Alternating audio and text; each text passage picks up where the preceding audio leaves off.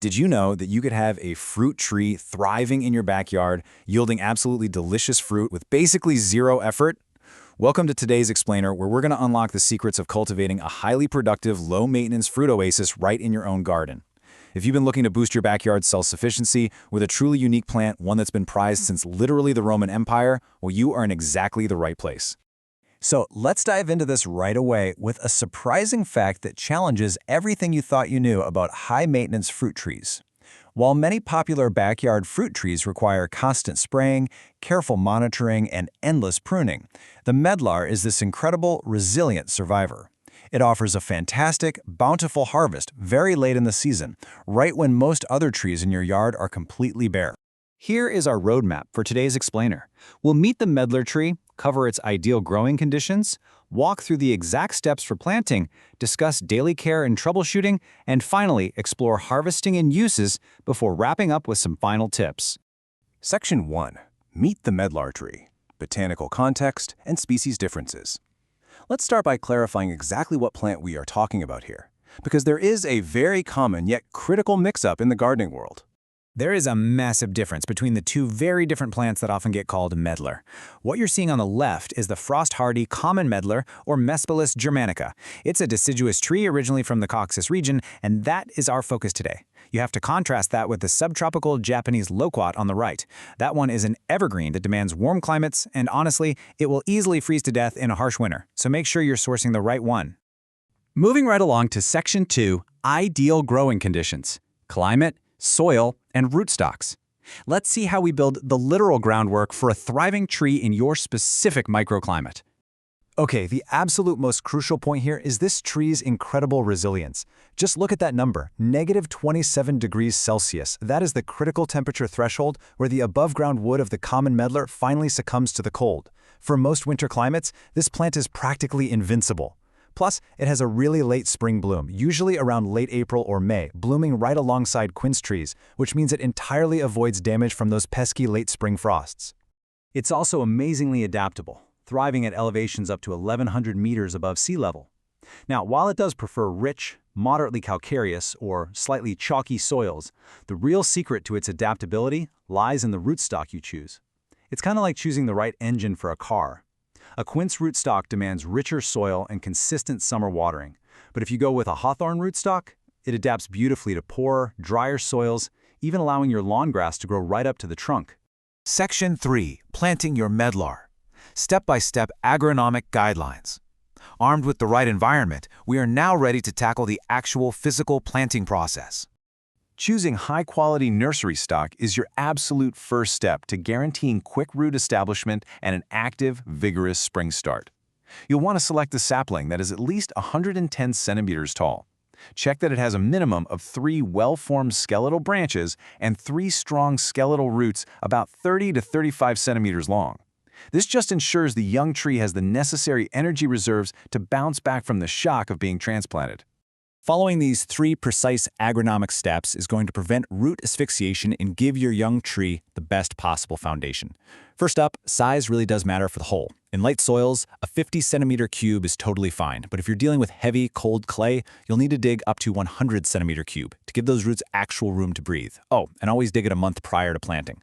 Second, take the topsoil you just removed and mix it with 3 to 5 kilograms of well-rotted manure or compost. Finally, give them a 3 by 4 meter spacing.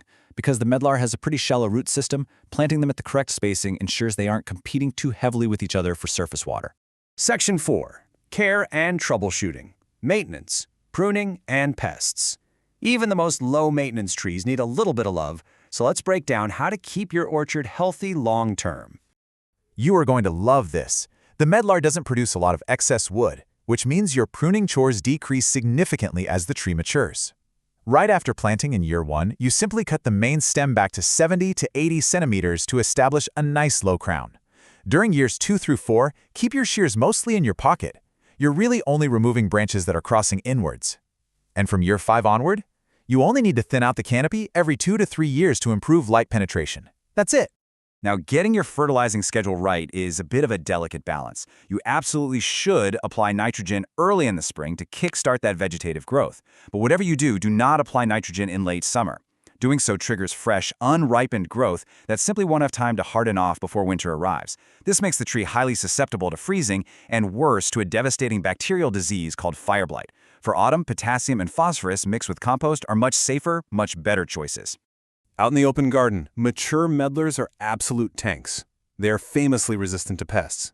However, you might encounter a few issues if you're raising young seedlings or saplings in a greenhouse environment.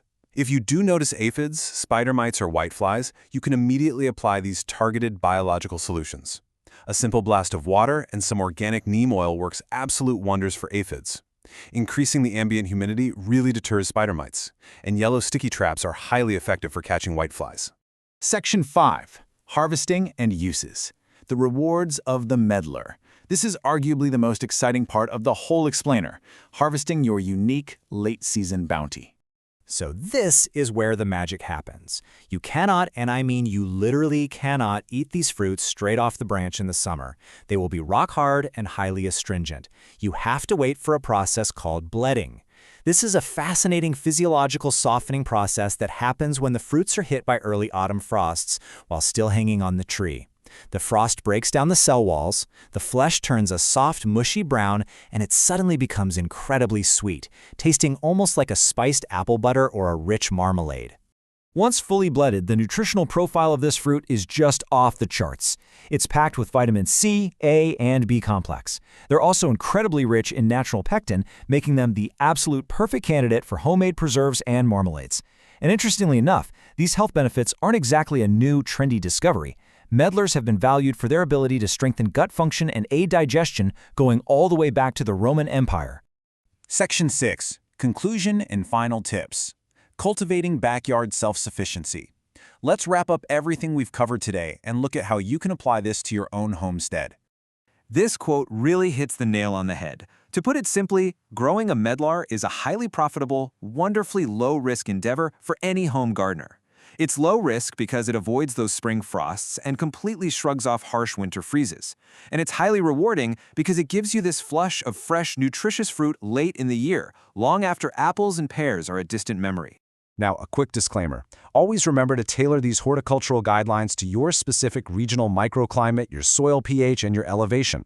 When in doubt, it never hurts to consult local agricultural experts or extension offices to find the absolute best rootstock for your exact backyard conditions. And please, share your own gardening experiences or questions about the Medlar with us in the comments. Before you go, I want to leave you with a thought.